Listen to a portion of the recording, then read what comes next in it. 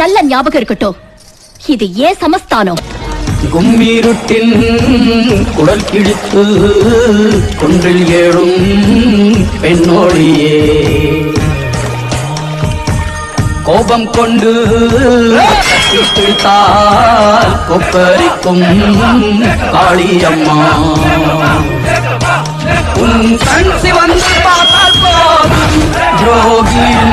பாண்டிய குல பேரரசி, உலகத்தின் முதல் பெண்ணரசி, மதுரையை ஆளும் மங்கையர்க்கு அரசி. அம்மா கண்ணு முழிக்கிறா அங்க பாரு,